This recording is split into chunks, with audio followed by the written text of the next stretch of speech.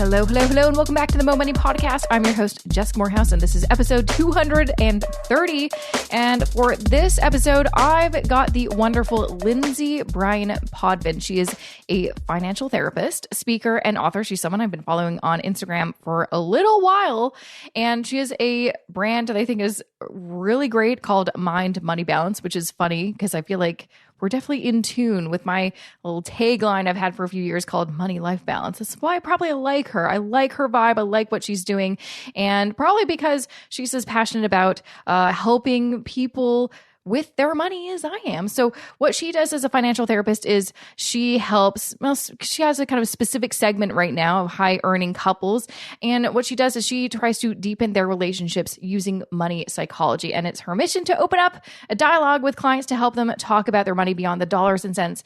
And by talking about the emotional side of money, which is what we're going to be talking about in this episode. So I know you're going to love this episode. She also has a book, which I'm of course going to give away at the end of this episode. So make sure to listen to the full episode, or if you want, skip to the end, whatever. But, listen to the episode, guys. I'm going to give away her book. It's called The Financial Anxiety Solution.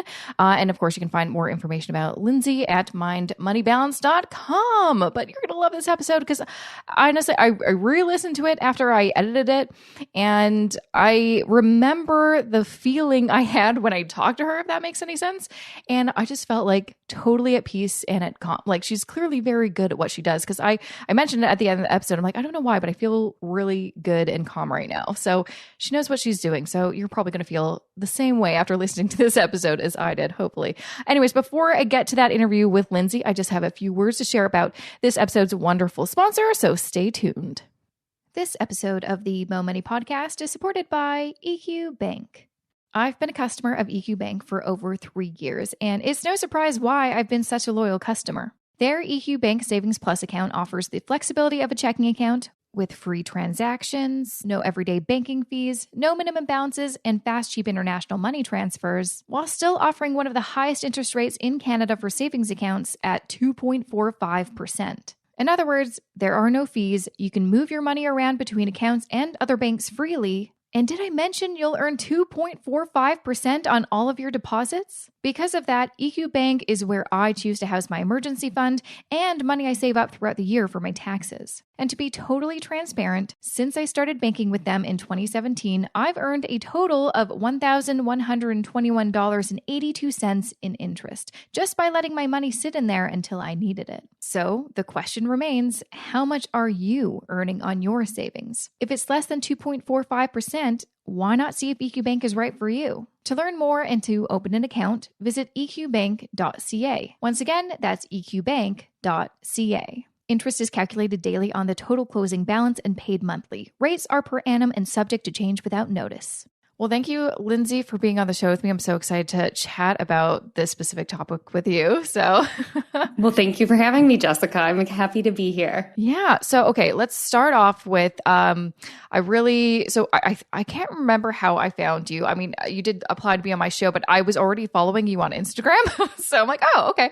I've already been following you for a little while. And what I found interesting was you call yourself a financial therapist. Can you kind of explain exactly what that means? Because I talk to people all day long and there's so many new designations and so many new roles and titles. People get very confused and I have no idea who to trust or what, certain people do and certain people don't do. So can you kind of explain, why did you want to become a financial therapist and what exactly a financial therapist does? Well, I hope I can help to provide a little bit of clarity, but I hear you. There are so many things kind of out there in the world in terms of who says what they are and what they do. So I am a financial therapist.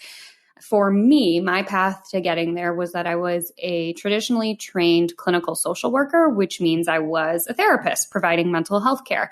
And in my own life, I had an interest in personal finances. And as a therapist, money stuff came up because money stuff is a big part of most people's emotional and mental health. And as therapists, we really aren't trained to talk about it in a way, in my opinion, that is very meaningful for the clients. As a social worker, I was trained to advocate for my clients so I could help them, talk to somebody about getting them set up on a reduced payment plan or trying to figure out ways to kind of make ends meet for the month, but nothing really sustainable and nothing deeper than quick fixes. And I felt like that was an area that needed improvement. And I thought there had to be a way for me to combine the mental health piece with the financial wellness piece. And through the magic of Google, I found financial social work and the Financial Therapy Association. So I got my certificate in financial social work. So for that, you have to be a social worker, and it's, I believe, 30 or 40 credit hours, and you sit for a test. And similar with the Financial Therapy Association, they have now trademarked that credential, and that is you have to have a bachelor's degree in something finance related or in something mental health related, and then they kind of cross-train you in the other discipline, and you have to gather 500 client hours, sit for a test, and have a supervisor sign off on your work. So I'm finalizing getting my hours in on that one, but that'll be very soon. So that is how I came to be, and what a financial therapist does is make sure that clients understand the emotional and psychological side of money so that they can interact with it in a way that feels good and safe and empowered. Mm-hmm. So I bet you get this question all the time, but I have a better kind of idea of what a financial therapist is. And then it sounds like there's actually kind of a lot of education and experience requirements, which is nice because I see people over the internet all of a sudden calling themselves a money coach. How would you, if someone were to ask, like, what's the difference between you and a money coach, what would you say to them? It's hard to know because, to your point, coaches aren't you can get a credential as a coach, but they're not regulated in the United States. So I think there are amazing financial coaches out there, but there are also, money mindset coaches and wealth coaches. There is a breadth of different ways that you can work with somebody. So making sure you know kind of what their area and expertise is. In terms of, in general, what is a financial coach? I find that they tend to be the folks who are helping you set and achieve financial goals. They might do some money mindset stuff, but there's a slight difference there. Whereas my work, the way that I see it, is more 80 or 90% is emotional and psychological, and about 10 or 20% is the money stuff. Whereas I think it's almost reversed for a lot of financial coaches, which can be fantastic. And I know and adore a lot of, personal finance coaches, but there's a slight differentiation there. Interesting. Oh, okay. Yeah, that makes a lot of sense. So I know in your business specifically, which also got me very interested in what you do, is you mainly help couples. Why did you want to kind of hone in on that kind of segment of people instead of, just individuals or just, opening it up to everyone? Why did you really want to focus on helping couples? Well, I tried opening it up to everyone. I think anytime you try something new, you have an idea of what's going to happen, and life just kind of shaped this niche for me. So I got my certification in financial social work in May of 2018 and started seeing financial therapy clients shortly thereafter. And what I found, for whatever reason in my practice, I had a lot of individuals coming in who were partnered or married. And what was happening was they were coming in just for their help. So they would say things like, well, this is just my spending problem, or I'm the only one who has anxiety over saving money, or something to that effect. And really quickly, it became apparent that there's no way we can do good, meaningful work if you're in a serious relationship and the other person isn't here. So after some time, I kind of narrowed in on that, and I was like, all right, if you're in a partnership or marriage, I have to see you both here, because that is the way that money is going to show up in your relationship. It's not going to be siloed. You guys are going to have hands in each other's goals, as you should, and you should be communicating about this stuff. And it's a huge, healthy pillar of marriage or a healthy relationship. And so why wouldn't we be talking about it as a couple? So that is how I kind of pivoted to couples, and high earning couples just happens to be the area that I live. I'm in Ann Arbor, Michigan, which, for those of you guys who don't know, it is, depending on the year, one of the most quote unquote highly educated zip codes, meaning we've got a high percentage of people with master's degrees, PhDs, and MDs.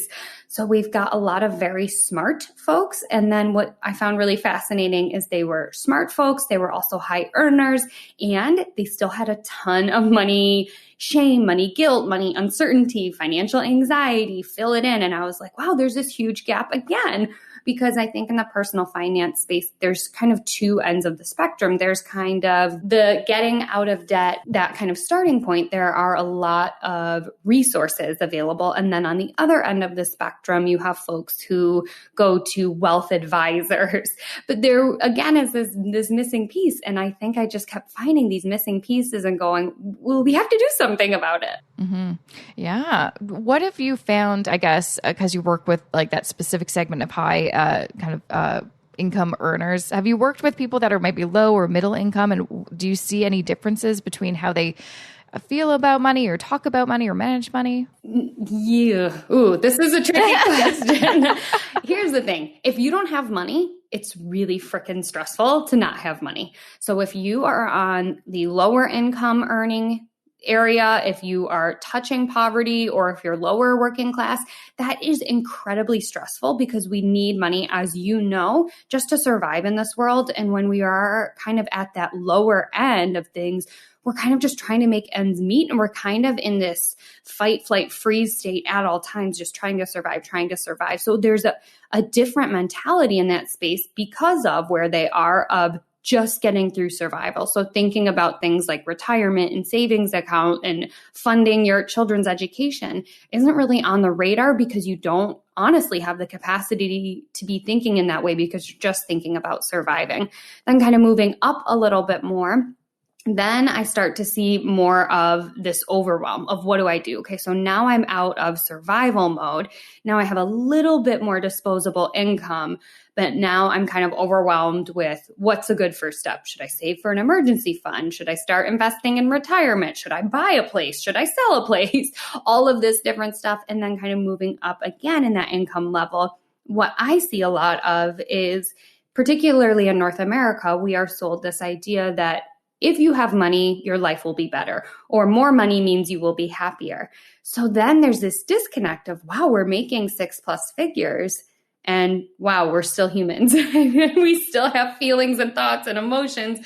And surprise, surprise, we are still struggling emotionally in some way. So then there's the guilt over that. How is it possible that I make money or earn money and don't feel great? Or how is it possible that now that I have this money, I have anxiety about spending it, or I don't want my friends and family to know how much I have?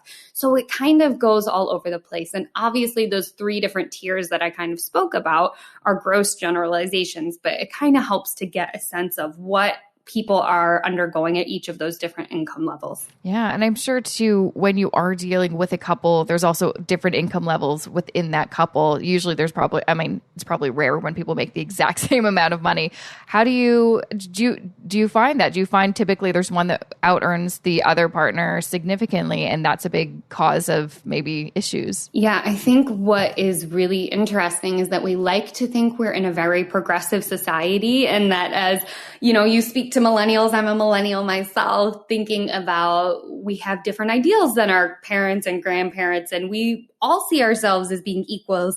And at the same time, when you have people who are earning different levels of income, there tends to be this power dynamic that happens, even if you don't mean for it to happen. So let's say one person is significantly out earning the other. There can be this power dynamic that starts to creep in of the person earning more money suddenly having more say in the relationship about what happens.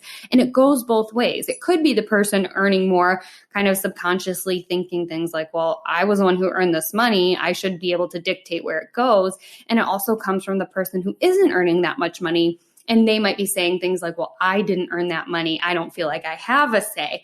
So it cuts both ways. So what I try and help my clients understand is that in a partnership, the whole idea is that you guys are together as a unit and on the same team. So we have to stop thinking about it as yours and mine and think about it as ours. Think about it as yours as a plural, as a unit, and working together on your financial goals and your life goals. So that way it doesn't become that weird power dynamic of somebody else has more control, because it doesn't feel good to be on either side of that dynamic. Now, how would you, I guess, because it kind of sounds like what you're saying is, which I totally agree. I feel like you need, no matter who makes more, you need to come at it with it as you are a partnership in finance and in life. How do you deal with it then when people are like, well, how should we kind of create a kind of cash flow system or a banking setup? Like, should we combine everything? Should we put things separately? And how does that kind of work with also having this mindset of, but we're in this together? Because a lot of people too, like, I mean, myself included, me and my husband have a system where we have some joint accounts, but we also have predominantly separate accounts. How do you kind of, organize some of those questions or help people kind of figure out what's a good system for us while still having this mentality of we are in this together? Yeah, that's a great question. And I think I kind of blow some people's minds when I tell them I'm a feminist, but I believe in joint accounts. And for the majority of the relationships that I work with, I recommend having joint accounts. And even if it's not exclusively a joint account, at least having a theirs, mine, and ours account, and that ours account being the most important to the partnership. So you both know kind of what's going in that account, what's coming out of that account. You guys are collaborating together on goals. That is really hugely important. And I think it's really tricky to try and navigate it as a new couple. But I find that starting out that way is easier than trying to kind of go in retroactively. So what I tend to recommend is a joint account, or at least a theirs, mine, and ours, where the bulk of the spending and saving is happening in that ours account. And at the same time, to your point about wanting a little bit of separation, wanting a little bit of autonomy, nobody wants to have to text their partner, can I get a latte today? That doesn't feel good either. You don't have to be kind of constantly seeking permission, because then again, you get back into that power dynamic. So for my partner and I, what we do at the beginning of the month is I go to the ATM and I take out cash and we split it. And he can spend it however he wants, and I can spend mine however I want. And that's what works for us. For other couples, they have a similar system, but they have it on their debit card or credit card or whatever, but they have a certain amount of discretionary spending. And I think that's important no matter what you do, even if you do have fully joined accounts, to have a little bit of autonomy and a little bit of freedom, because we're still adults and we still want to be able to do our own things without having to double or triple check. And in other couples, this might look like everything's together. We kind of can spend what we want, but once we hit X dollar limit, we have to both agree. So before we spend $300, we have to check in and make sure it's an okay purchase. So everybody has to kind of figure out what works. That's what tends to work for me. So I always offer that as an example, knowing that no two couples are going to be the exact same, and people are going to have to find out what works best for them. Mm-hmm. So I guess I'm just like picturing you in your office and the couple in front of you and chatting. How would you kind of start that conversation? Because I'm sure people were like, oh, how do we set up, a good banking system? But really you're probably like, there's a lot of other things we need to talk about first. What are some kind of key things that you would want to talk with to these couples or get out of them to kind of figure out what would be a good path for you? Like, how are you different? Like, it's great to have kind of a template or some examples, but I guess you have to first kind of really hone in on what do you want and how do you think about money, feel about money, want to manage it? Because I feel like most people will have, I've experienced it where people have been in a couple for a very long time, but they've never actually really talked about how they manage money or think about money with their partner for the first they've never talked about it, and they've been married for a while. Yeah, thank you for asking that question, because I usually don't get to the money stuff for several sessions, even though clients come in thinking that's what we're going to do. I tell them before we even talk about the bookkeeping side of money, that's like way down the road of our work. First and foremost, we have to dig into your financial histories. How did you each learn about money? What are your beliefs about money?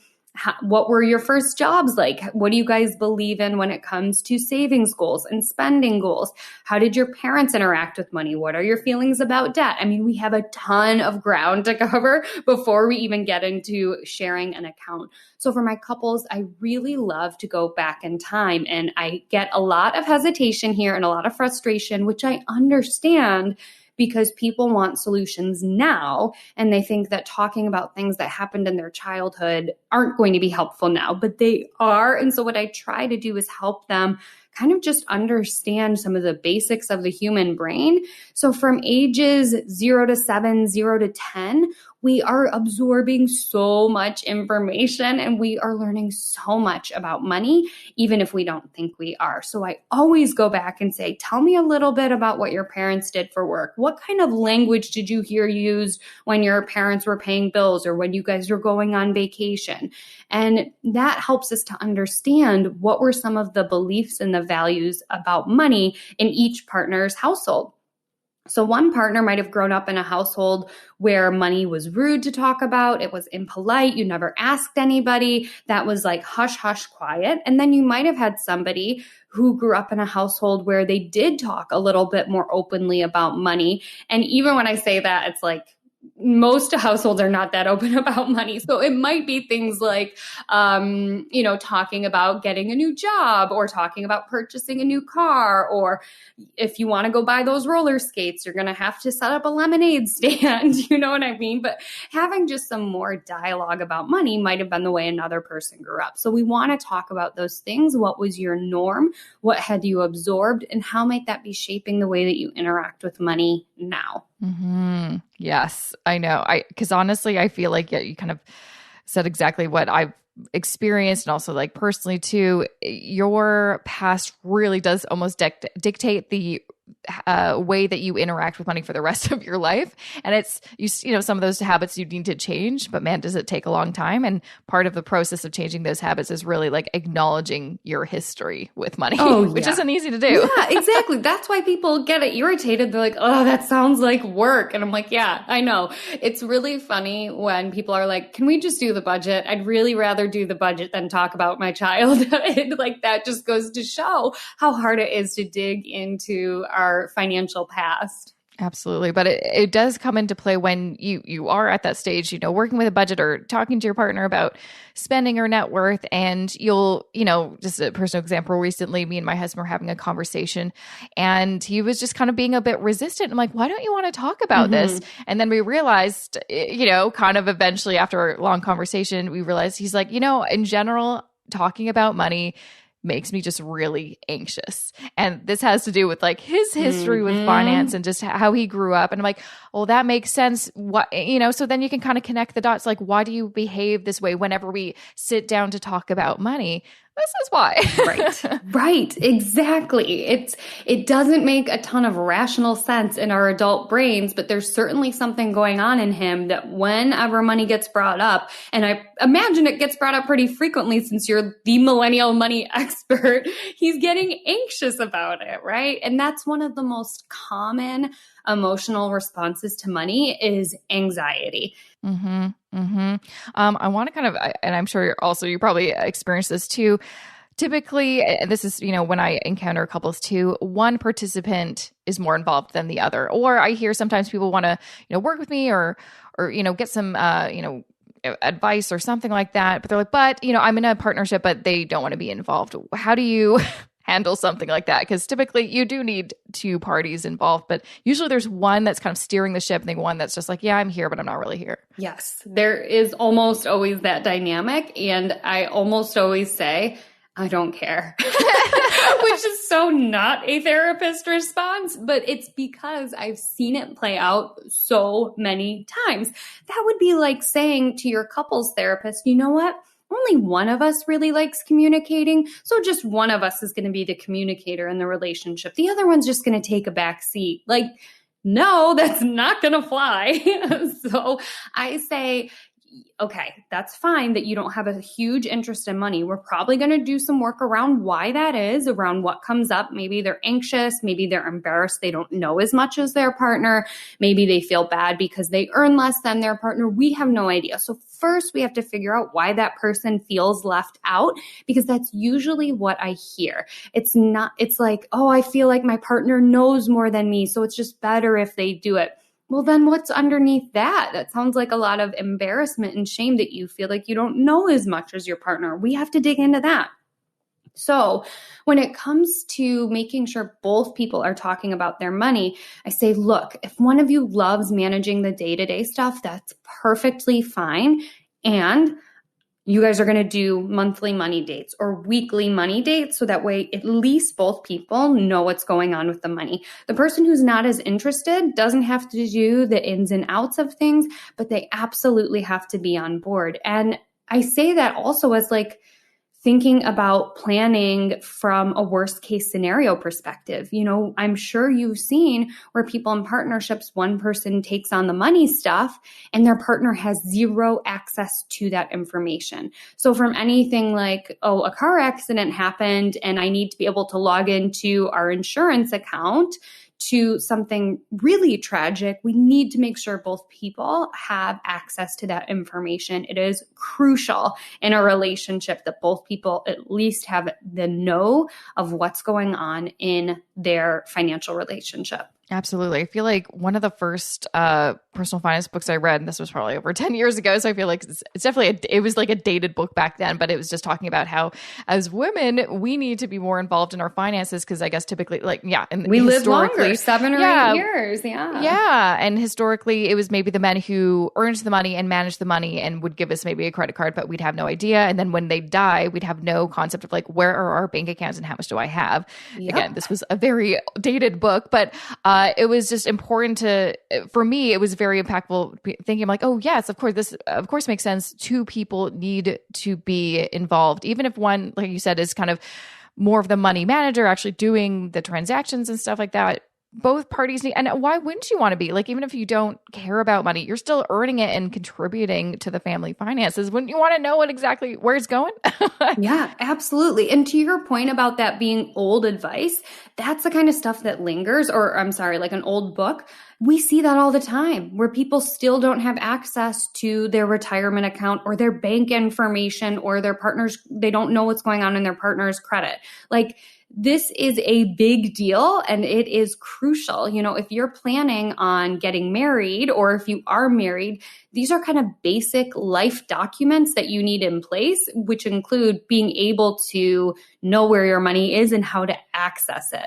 Mm-hmm, mm-hmm. And I just speaking about marriage, I remember one of the things that me and my husband did was, you know, we did some kind of counseling before we got married. And part of it was surprisingly was actually about money. Just so it's like everyone needs to know what's going on with their other partner. Like, how much debt do they have? How much money do they have? What's going on with their finances? Because a lot of people will get to that stage in the relationship and they're like, oh, we've never actually really talked about money, even if we like live together. And so it's just so important to be involved and know what's going on. It's not as soon as possible in the relationship, but you know, I'd say the sooner you kind of add that into the conversation of a relationship while you're dating, it doesn't seem like such a big thing to deal with when you're like, oh, we've been together for 5 years and we've never talked about money. Now it seems like an epic thing we have to do. Right. And it's also something we interact with every freaking day, right? You know, when you're going out with your partner, when you're first meeting, you're probably going on dates and spending some money. So we're interacting with money all the time. I don't know why we wouldn't talk about it in partnerships, but to your point, I've met plenty of people who don't talk about money 5+ years into a relationship. And how does that go for them? Exactly.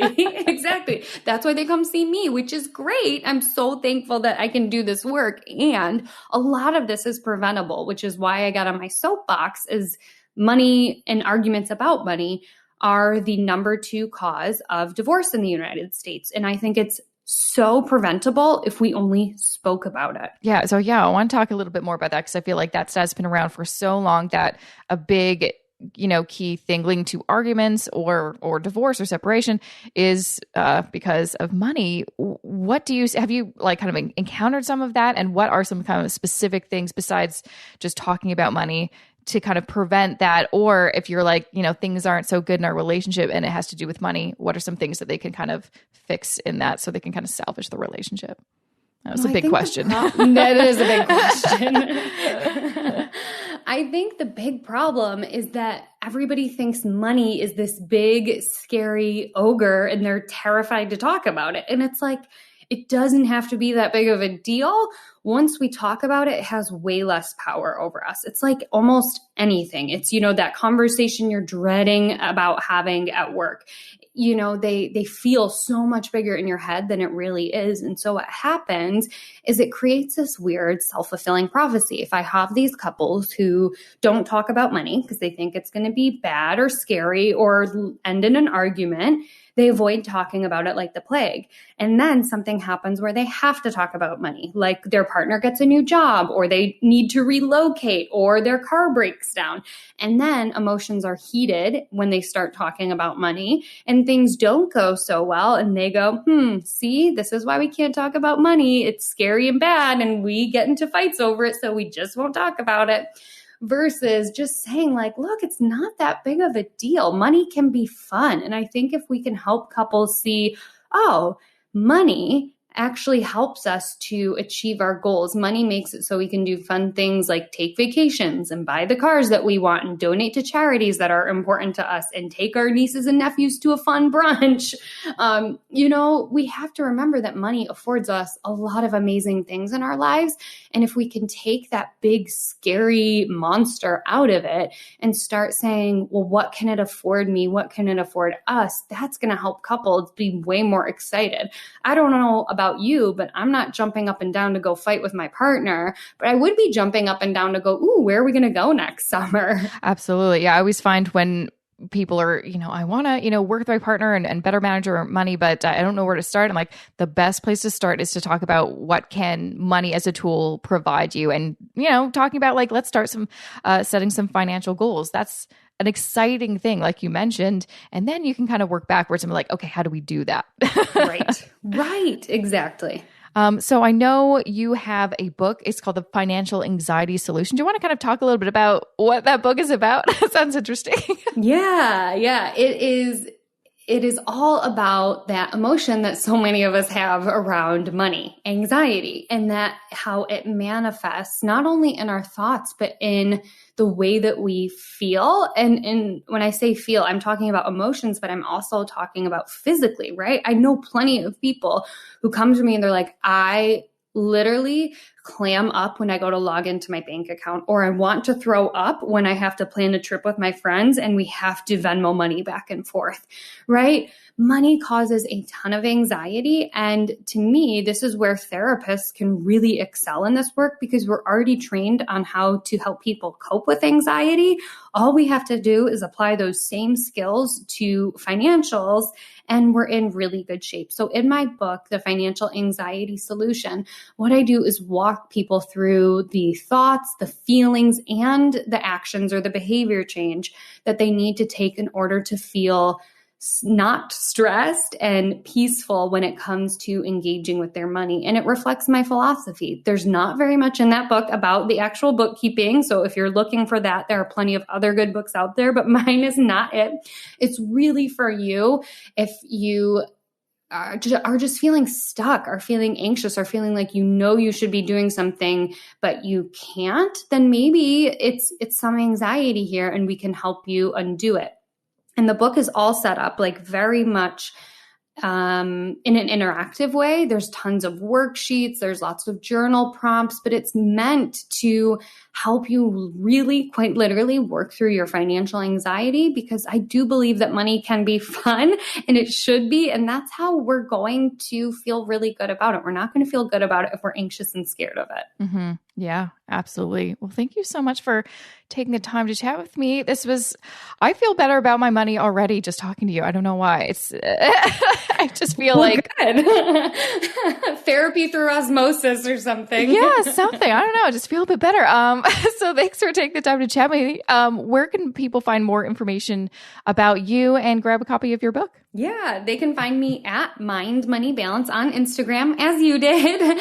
And my website is of the same name, Mind Money Balance. And if they go to mindmoneybalance.com/podcast, for people who have heard me on podcasts, there's a special little bonus when you buy my book and send me proof of purchase. I'll send you a free bonus video training on values-based spending and saving. And that link also includes where you can buy my book. Awesome. Ooh, very cool. Thanks so much. Yes, absolutely. Thanks so much for having me. That was episode 230 of the Mo Money Podcast. Make sure to go to Lindsay's website, mindmoneybalance.com. Also check out the show notes for this episode, jessicamorehouse.com/230 for more information about everything that we talked about. Some links that you may want to click on, such as, she has a YouTube channel, FYI. All of her social handles will be there. Of course, you can just find her on Twitter and Instagram, is where I, follow her a lot at Mind Money Balance. And of course, you can grab a copy of her book called The Financial Anxiety Solution anywhere on her website.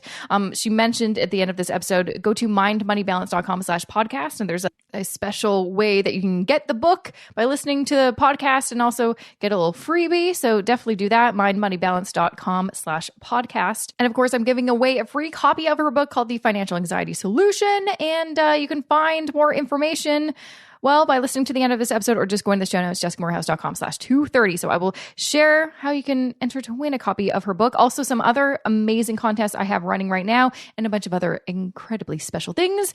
Just have a few words about this episode's sponsor, so stay with me. This episode of the Mo Money Podcast is supported by EQ Bank. Do you send money abroad often? I know it can be expensive, which is why EQ Bank is partnered with TransferWise to make sending money overseas even cheaper. This integration allows EQ Bank customers to send money right from their EQ Bank Savings Plus account at the real exchange rate, paying only a small, transparent TransferWise charge. To give you some perspective, guess how much you would be charged to send $500 Canadian to the US using one of the big 5 banks? Between $14 and $36. Guess how much it would cost you with EQ Bank? Only $6.95. Not only that, you can earn 2.45% on the money sitting in your account before you send it out. What's not to love about that? To learn more and to play around with their international money transfer calculator, visit eqbank.ca. Once again, that's eqbank.ca. Interest is calculated daily on the total closing balance and paid monthly. Rates are per annum and subject to change without notice. Okay, so I'm giving away copies of all the books featured on this season. That's right. If you've been listening to this current season, season 10, FYI, if you care, no one does, but I do. That's how I keep track of all these things. Season 10. Just go to jessicamorehouse.com/contest and it'll show you all of the books I'm giving away that have been featured on this current season of the show. Also check out the show notes, specifically jessicamorehouse.com/230, because there will be links for other giveaways that I'm doing. So currently I'm giving away a free scholarship to one of Kara Perez's. She was a recent guest on the show. She has a course all about debt management. I'm giving away a scholarship to that course. And I'm also giving away a scholarship to my Investing Foundation for Canadians course, which is worth about $400. So if you want to be in the running, go to check out the show notes for those the links where you can enter to win. And that is that about contests. I'm sure I will be doing more contests in the future. I've got a lot of things in the works right now. And I'm feeling good. I am feeling good about how things are going. Not sure about you, but for me, I always have a tough time in the winter time. I'm sure I have mentioned this in every winter since I've started this podcast. I get the seasonal, little sads kind of thing. I think it's because I don't leave my house because it's cold, and also it's always dark. So I am so excited that we're now in March, which means we are coming to spring and the sunshine will be here. And typically in the spring, there's a lot of exciting, cool things happening. One thing that's happening very soon is I will be in Edmonton, Alberta. Woohoo! I haven't been there since I was literally a child. And I will be there the evening of March 17th. So if anyone wants to hang out with me, if you're in the Edmonton area or Edmonton and you want to hang out for a drink, let me know and we can hang out. Just shoot me an email, jessica@jessicamorehouse.com. Or if you're on Insta, just, message me on Instagram or tweet me, or however you like to communicate with me and let me know, yeah, I'm down. And I'll put you on a list and I'll organize everything and then I'll give you the deets on where, when, and all that good stuff. I think it'd be just a lot of fun if anyone wants to meet up with me, because I'm one night in Edmonton. Let's do this, guys. Speaking of meetups, of course, I definitely plan on doing some more actual big meetup events. Nothing confirmed yet, but I tend to always do some in the spring, so I hope I can do some more this spring. Definitely in the works. So yeah. Another thing that I have in the works, and you can find more information on my website, is my Fix Your Finances Masterclass. I wrapped it up. It's all done with my students. It was a live masterclass. I'm going to be, kind of repackaging it into an on-demand course, because I got a lot of feedback being like, it wouldn't be great if I could do it at my own pace, or, I can't make your live masterclass because I have a job at night or whatever. So I'm going to be doing that, launching that very soon. And how you can find out more information about all of the things that I've got going on is, well, if you're not on my email list, what are you doing? Why are you not on there? Get on my email list, jessicamorehouse.com/subscribe. Also, you'll get like a welcome email from me, and it'll include, it'll include some exciting little things. I'm not going to share. Once you sign up, you'll find out what I mean. But also, it'll give you more information that if you want to get a bunch of like all the freebies that I have floating around the internet, I have them all stashed away in this private resource library that you just have to make an account for, get on my email list, of course, and then you get access to all of those freebies. I also have plans, like I'm working right now on basically redoing, kind of upgrading my budget spreadsheet. So I'm very excited to be launching that very soon. A lot of things in the works, guys. A lot of things in the works. But anyways, another thing I have in the works is, of course, I have another Money Minute episode this coming Friday. So I've been getting a lot of feedback that you like them. So happy. I've been getting a lot of messages of things that you want to see in the future. So I'm working on those too. If you have a specific question you want answered, or you just have a question for me, you're like, what should I do? I can make a Money Minute episode on that topic. So let me know. Hit me up over the messages and let me know what you want to hear from me. I think that'd be really fun. But anyways, that is it for me for this episode. I'll be back here Friday with another Money Minute episode. Thanks so much for listening. If you haven't already and you're listening on, iTunes or Apple Podcasts, make sure to subscribe. I think you can do that on Spotify too. Yeah, I think you can. I have a Spotify account. I just never tried to subscribe. So probably. But also, if you're on Instagram or Twitter and you're liking what you're listening to, like do a little screenshot and like take me. I'll share it and say thank you, because I do really appreciate hearing from my listeners and all that kind of stuff. It makes me happy. So yeah. Anyways, thanks a lot. I will see you here on Friday.